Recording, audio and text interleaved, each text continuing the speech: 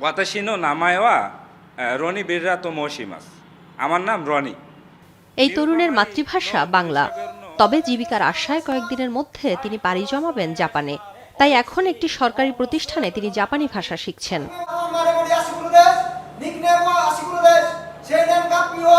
একসময় দেশে বিদেশি ভাষা হিসেবে ইংরেজি ভাষা শেখার চল ছিল, তবে এখন কর্মসংস্থান, পড়াশোনা সহ নানা কারণে বিদেশি বিভিন্ন ভাষা শেখার প্রতি আগ্রহ বাড়ছে বাংলাদেশিদের। আমার একটা স্বপ্ন আছে, আমি ওখানে আমার ক্যারিয়ার গড়তে চাই, তো সেই কারণে হচ্ছে যে আমি জার্মান ভাষাটা শিখতেছি। ইংরেজির পরেও যদি কোনো ল্যাঙ্গুয়েজের কথা বলি, তো মাল্টিপল ল্যাঙ্গুয়েজ দরকার আসলে। কর্মসংস্থান বা পড়াশোনার জন্য বিদেশি ভাষা শেখা অত্যাবশ্যকীয় হলেও আজকাল অনেকেই বিদেশি ভাষা শিখছেন শুধুই শখের বশে। আবার কেউ কেউ শিখছেন বিদেশি সংস্কৃতিকে বোঝার জন্য। ভবিষ্যতে এগুলোর আমার প্রয়োজন আছে কিনা সেটা না, জাস্ট আপাতত এখন শখের বশেই আমি শিখতেছি। আমি এখন পর্যন্ত হাতে কলমে শিখেছি 4টা ভাষা এবং বলতে পারি 6টা ভাষা। তুমি কেমন আছো? How are you? নি হাও মা? ভি গেটস দিয়া? আপ কেসে হ্যাঁ? দেশে বর্তমানে কতজন শিক্ষার্থী বিদেশি ভাষা শিখছেন তার সংখ্যা জানা না গেলেও যারা বিদেশি ভাষা শেখান তারা জানালেন দিন দিন এই সংখ্যা বাড়ছে। আর এ কারণেই ঢাকা সহ দেশের বিভিন্ন শহরে গড়ে উঠেছে বিদেশি ভাষা শেখার সরকারি বেসরকারি প্রতিষ্ঠান। মেনলি আসলে তারা দক্ষ জনবল হিসেবে যাওয়ার জন্য শিখে, যেমন কোরিয়া যেতে চায়, জাপান যেতে চায়, যে এইগুলোতে অনেক জবের সুবিধা আছে। যেমন জাপান, তাদের একটাই মেন শর্ত যে তাদেরকে ল্যাঙ্গুয়েজ শিখে যেতে হবে। এই কারণে ল্যাঙ্গুয়েজ শেখার হার দিন দিন আর কি বাড়তেছে।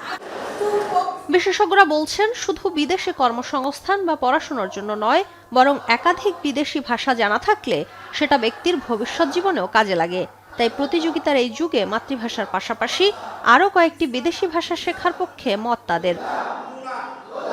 আমরা যদিও বিদেশি ভাষা শিখাই, কিন্তু আমাদের বাংলাটা আমাদের অন্তরে আছে। ভাষা শেখা একটা মাধ্যম, এর মাধ্যমে আমি মনে করি যে আমরা অন্যকে ভালো বুঝতে পারি। প্রথমে আমরা যদি আমাদের মাতৃভাষাটা ঠিক মতো শিখি এবং তারপরে খুব ছোটবেলাতেই যদি আমরা পাশাপাশি অন্য একটা বিদেশি ভাষা শিখে ফেলি, তাহলে এটা আমাদেরকে প্রাপ্তবয়স্ক জীবনে আমাদের অনেকগুলো সম্ভাবনা, অনেকগুলো দরজা খুলে দিবে।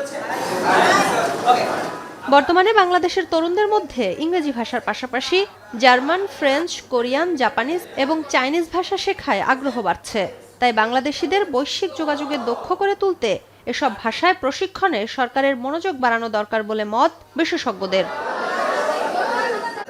বাংলাদেশ এখন গ্লোবাল ভিলেজের অংশ। পৃথিবীর বিভিন্ন দেশে বাংলাদেশ থেকে জনবল পাঠানো হচ্ছে। ফলে প্রত্যেক বাংলাদেশির এখন মাতৃভাষায় দক্ষতা অর্জনের পাশাপাশি বিদেশি দু একটি ভাষা শেখার কোনো বিকল্প নেই।